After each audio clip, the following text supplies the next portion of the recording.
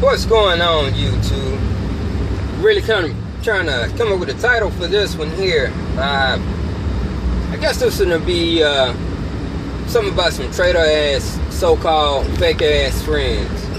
And this one here, since I was talking about my jobs and stuff that I had, you know, worst job I ever had and job interviews, this one ties in with a job. And I'm gonna go ahead and name dropping this one here because I hate these two people with a passion. But tried to like the guy even after the bullshit because I learned a lot from him. But in the end, got fucked. Anyways, let's go ahead and start. Working security at U.S. Security Associates, and one night I decided, because I only had $2 in my pocket at the time, I would, it was either I was going to eat or my wife was going to eat the next day. I only had $2 in my pocket. That's all I had before I was going to pick up my paycheck the next day, and we was going to pay some bills. So, had enough gas in my vehicle. I didn't want a chance getting sick because of the migraines and stuff, and you guys know about that because I've told you. But there was some pineapple laid in the trash that was getting tossed out at HEB, which was my post for security. So I decided, well, I'm gonna go ahead and eat this pineapple here. That should hold me over till I get home. Maybe I can eat some toast or something, go to bed. My wife, I can feed her with this $2 while we go pick up my paycheck and we go pay bills. Boom, that's what I did. Get a call about 3 months later. Hey, T, were you behind the building eating pineapple? Behind the building eating pineapple? Boss, what the hell are you talking about? Well, we got a report that you were behind the building at HEB eating pineapple. And then I had to fess up that I had eaten out of the garbage. So I got transferred to MHMRA to work security there, where I got a slight pay raise. And I got transferred, my supervisor slash who I thought was my friend, Sean, aka BH, aka Coffee Stain. The dude loved his coffee. If he could be in the Folgers commercial, he'd be the star. Anyways, worked there for a while. Things went relatively smooth for a long time. Had worked with him. He used to talk to me about his personal problems. Used to talk to him about mine. He had started grooming me for the supervisor position because I'd be there on time, showed that I wanted to work. And basically I was the supervisor when he was gone. I mean, I was in charge of the guards' times. They were getting there. I was faxing stuff off to the office, making sure everybody had their breaks. And again, when he was gone, I was the boss. Hands down. Hands down, the boss when he was gone. Working the front office desk, all of that.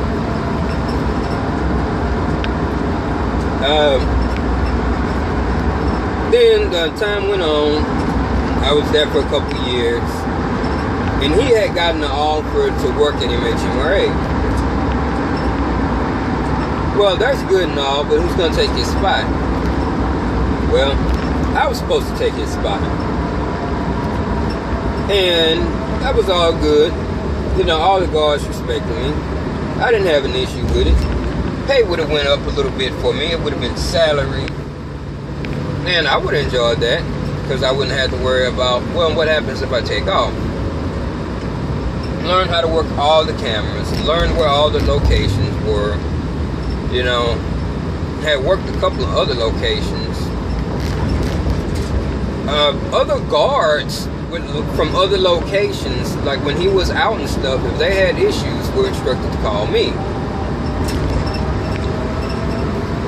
And then one of his guards, Michelle, that fat black ass bear bitch, got in trouble. And she was on verge of getting fired. So in order to rectify the situation, I was sent to her post to work it. Well, while working that post, I found out quite a bit about Michelle, like that she would come late, take long lunches, leave early, play on her phone all day, not actually walk the building and do her job. How she would chit-chat with everybody, which is why she was so well liked. Except for by people who were actually serious about their job. But the thing is, with MHMRA, at that particular building where Michelle worked, there were no bigwigs that worked that building. Only small fries. All the big wigs worked in my building, which is why they only wanted the best working there. But Michelle wasn't getting what she wanted. Michelle had to work a different schedule than what she was used to working. And guess what? She was taking orders from me. And she was probably twice my age. And she didn't like the shit. At least she was taking orders from me when I got back. So I'm back. I'm basically the mini boss. Again, when he's gone, I'm the boss. And I'm not throwing my weight around. The guards are pretty much doing what they want to do, but they're all coming back on time. They're leaving on time. They're taking their breaks on time. They're switching positions out on the dime. Everything's clockwork. Everything's great. Everything's gravy, except we have one lady that's constantly coming in late, and that was Michelle. And Michelle was my relief. And what I did skip over is the fact that I had started working for MHMRA at that time as well. So I was working security and I was working MHMRA. I had the 6 o'clock in the morning shift, which was also Michelle's shift at her old job, at her old post, which at that time she had to switch out and start coming in at 2 o'clock that she didn't like. So I was working 6 to 2, and she'd get there at like 2:30 in the evening. Now, I had to be at work at 3 o'clock. Which means that sometime I would be late getting to my other job because of her. I couldn't leave my post to go to my other job until she got her old ass there. Sometimes it might be 5 minutes late. And then she'd take her poor sweet ass time getting in. And nobody seemed to have a problem with it. Complained and it went on deaf ears. It was on record. It was always sent into the main office, who the main office was even higher up than Sean. So shit didn't get taken care of there. Because when you're just a guard, no one gives a fuck in the security business. And I started getting in trouble at my second job. Now, unfortunately, at my second job, a position opened up where I could have got on. Right around the same time where I was forced to either choose a part-time job where I may or may not have gotten on permanently, or keep my steady paying job, which I had to keep my steady paying job. So here's where the backstab came in. During the course of the time where I worked security, there were some times where I had to take off. During the birth of my son, I had 2 pregnancy scares where I called Sean, like, hey, I gotta take off. My wife seems to be going into labor. I'm gonna take her to the hospital. Okay, man, do what you gotta do. Do what you gotta do. Let me know how it comes out. She had 2 pregnancy scares, and then she finally went into labor. And we had our child on September the 13th. Another time where I was forced to take off was during our move. It was in, we moved in February the 2nd. We were supposed to move in February the 1st. But they were going to let us move in January the 31st. So I took the 31st off to go ahead and move in. However, we were pushing for time, and there was a car accident. We were about 2.5 miles away from our complex. We called them, looking at the ETA on the GPS. Hey, look, we're going to be about 10 minutes late.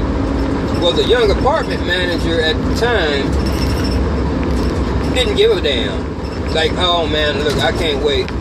Y'all gonna have to come back tomorrow. So I was forced to take off an extra day. Sometimes in February, there were 2 Fridays where back to back, where I had to end up taking off because I had gotten sick. One of those Fridays, I was sick as a dog. Wife had urged me, now ex-wife, she had urged me not to go to work. I went anyway because there wasn't enough time to call off. I went anyway. I worked about half of my shift. I was able to get some coverage for my coverage to come on in early, and I went home. The next Friday after that, I ended up getting sick, and I had to go. I couldn't hang. I had the migraines. Couldn't deal with them. And those couple years I was there, Sean knew about my migraines, because there'd be a couple times I'd be on the shift and just come down sick. No big deal. I would work it out and nurse myself. But I wasn't taking off. Hardly ever took off work. Was never really late. Come back on my breaks on time. Wouldn't leave the property on my breaks. Would still be on property. Guards and stuff would still be reporting shit to me while I'm on my break because I'd leave my radio on. As a matter of fact, I would actually go to the guard shed, close it up, and sleep right there on the concrete. Right on the ground. Just go to sleep right there on the ground. Set my clock because I had to be rested because migraines. That was part of me fighting that. So I would keep myself healthy. As healthy as I possibly could to avoid getting sick. So after February, March went by, April went by, May went by, and I finally got called into the office because Michelle was bitching about the schedule. She wanted my shift. Here I am working 2 jobs. I needed the shift that I was working so I can keep my 2 jobs, so I can keep our vehicle. So I was paying the note on it. Now my ex-wife was paying the apartment. I was paying the car note and all the other bills. Which we didn't need a car note anyway, but hell, we was 3 years into it. We were 3 years into our car note. I only had 2 years left to go. Damn vehicle, getting over late. So, we only had 2 years left to go on that vehicle, man. But she was bitching about the schedule. Anyways, he called me to the office and he's like, hey T, how's your health? Like, good. I hadn't been sick not once the last few months. Doing good. My son's doing good. Everything's going smooth at home. He asked me, how's everything going at home with you and your wife? Man, everything's going great, man. We hadn't had an argument in weeks. Alright. Well, hey, look. How would you like to switch schedules with Michelle? It's like, Sean, you know I can't do that. You know, I'm working for, I'm working, security and MHMRA. It's like, yeah, but, Michelle like to come in a little bit earlier. Saying it's tough on her. I'm like, yeah, but I can't do that, though. So I'm working 2 jobs. They don't have another shift open for me. And things are tight on me. I'm trying to take care of my wife and the kid. Like, okay, man, alright. So a couple weeks later went by, and I'm working the front desk. And he calls another guard to relieve me at the front desk. This time, him and Michelle's in the office, and he runs through the same bullshit with me again about my health, and this and that, and how things are going at home. And I believe Eunice is in there too at the time. So, he's like, well, hey, because of your health, I talked it over with Eunice, are you going to the doctor about your head? I'm like, no, I hadn't been to the doctor since I was a kid about my head. and I can't go to the doctor. I don't have insurance. Like, well, why don't you get the insurance? Like, well, I can't afford it. That's why I hadn't been getting the insurance. I just take care of myself the best way I can. And so they had written some paperwork up, like, well, look, if you don't go to the doctor, then we can't keep you on this year's shift. And he was like, and what we need somebody that's less busy. Like, what do you mean somebody less busy? It's like, and forcing me to go to the doctor, man. You can't make me just go to the doctor and spend money that I don't have. It's like, I'm doing good. I hadn't took off. I don't hardly take off. It's like, well, you have been taking off a lot the last couple of months. Like, what are you talking about? It's like, well, you know, you had to take off twice because, you know, you thought your wife was going to have the baby and she didn't have it. And then those 2 days that you had to take off to move, you know, you had to take the extra day off, which was a big inconvenience to us. And then in February, you got sick those 2 days. So, you know, we just kind of figured that, you know, with the strain on your body and you having to get up extra early, you know, that Michelle might be better suited to work the 6 o'clock in the morning shift. It's like, so the only way that you can keep the 6 o'clock shift is if you go to the doctor. So like, man, you know, that's fucked up. And I think I went off. I'm like, man, that's fucking bullshit, dude. I don't have fucking money to go to the doctor, and I can't switch shifts. I'm gonna have to quit my other job. I'm fucking trying to take care of my wife and kids. And you're gonna make me switch shifts and lose my other job. So, end up losing my other job because he wanted to be a bitch ass nigga, because he is a bitch ass nigga. Fake motherfucker that he is. And Michelle, she's sitting there smiling her big black ass off, fucking bitch. And end up having to lose my other job, end up losing my fucking vehicle, and yeah, bitch took my shift. And then they turned right around, since my health, we know, it was so important to them, I ended up having to work the overnight shift. Oh wow, talk about strain on the body, having to work overnight.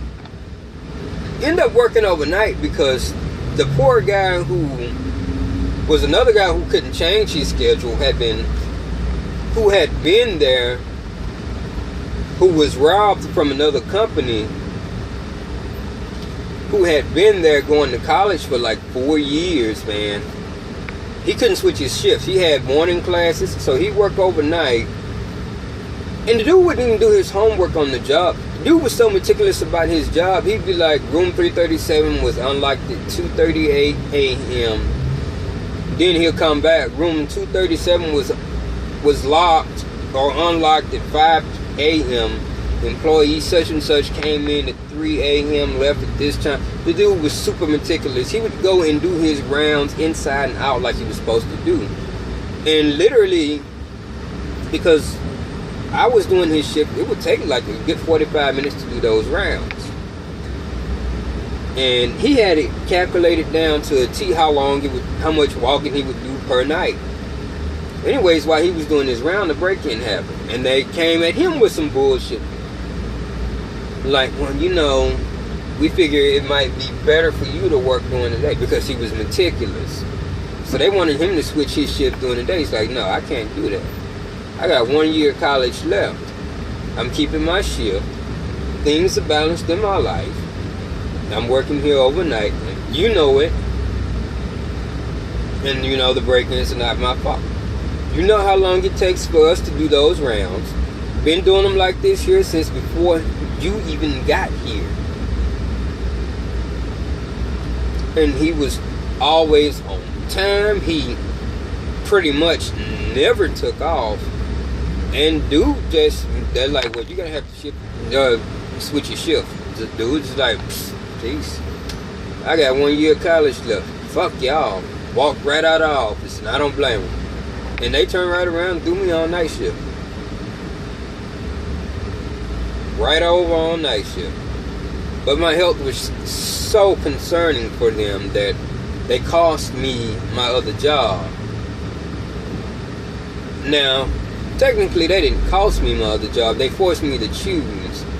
But my other job was part-time. And seniority played a big part in getting a job there. See, it was part-time and a full-time position opened up. But whoever had seniority was pretty much guaranteed to get that shit. So, yeah, I could have left security and took a part-time job, took a deep pay cut, and been putting my family at a big risk. But I needed stability. So I ended up having to keep the security job and not put my family at risk. But still an asshole move to actually sit there, groom a person and be like, yeah, we're gonna, I'm gonna groom you for supervisor. That way when I leave, you can take over.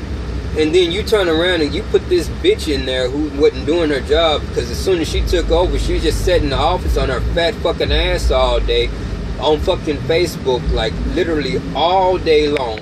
Break-ins and shit started happening.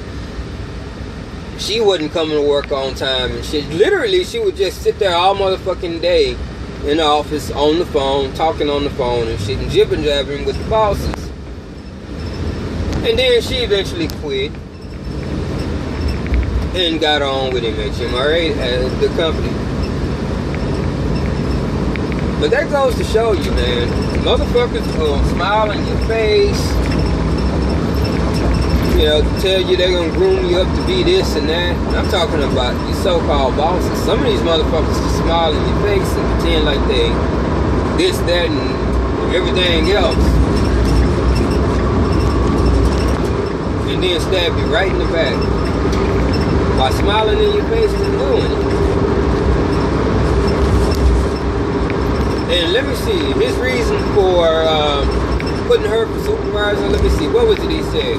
Well, she seems like she just has more authority, and the rest of the guards seem to respect her. Well, they wasn't complaining on me at all. But they was complaining on that fat fuck that she wasn't relieving them on time. Because she was always late from her lunches and shit. Because she had a shitty fucking attitude. Because she sat in the fucking office all day. They was complaining to me and shit. Even though I wasn't the mini supervisor no more. I mean, shit, the way we ran our rounds and stuff, we had it smooth. I mean, it was just fucking chaos when she came aboard. Because I think it was 5 of us, and we switched stuff out. Such and such would be in the location at such time. And that's how it was. We'd rotate. We'd be on our shit. We'd be present. And it all got thrown off because fat bitch wanted to sit in the office on her ass and not be part of the team at all. Oh, no. My job just to sit here on my ass and look pretty. But she didn't look pretty at all with them black ass guns. But hey, anyways, that's it. Fuck Sean, fuck Michelle. I tried to like the guy even though the bullshit happened, because I learned a lot from him, a lot of job skills. And you just take the L, but you take the good with the L. You take, what you learn from him and you put it on your resume. Because I worked in a supervisor's position when he was gone, I can still use that on my resume, which is what I do now. Because I was, working as a supervisor in his position, I use it on my resume. Timekeeping, I was doing that. Scheduling, I was doing that. Making sure them guys had their breaks, I was doing that. Guards and stuff from other locations calling and reporting to me, I was doing that. They were reporting to me. They was reporting to me, like I said, even when I wasn't the boss. He'd have to go up for a meeting, then I'm taking over. All of that. I was the guard over events and stuff in the afternoon. The big wigs and stuff would come from all over. Who was in charge of making sure everything went smooth for those guys? It was me. Even when Michelle was there and the big wigs would come from out of town, who was in charge of? Not Michelle, me. which day after work, if it was some late event and the big bigs was there, not Michelle, it would be me. So all that stuff goes on my resume. But that was still some whole ass shit. How you do a young black guy who's trying to move up, and you black yourself, even though you got that white ass name. Even though you telling me all that personal shit, how you struggled and scraped and went through similar situations that I was actually in at the time. But the shit didn't matter, did it? Anyway, that's it, YouTube. And I'm still on the line from Tommy Sotomayor and kind of modifying it, but fuck you and good day. And the camera didn't go off, so that kind of ruins that.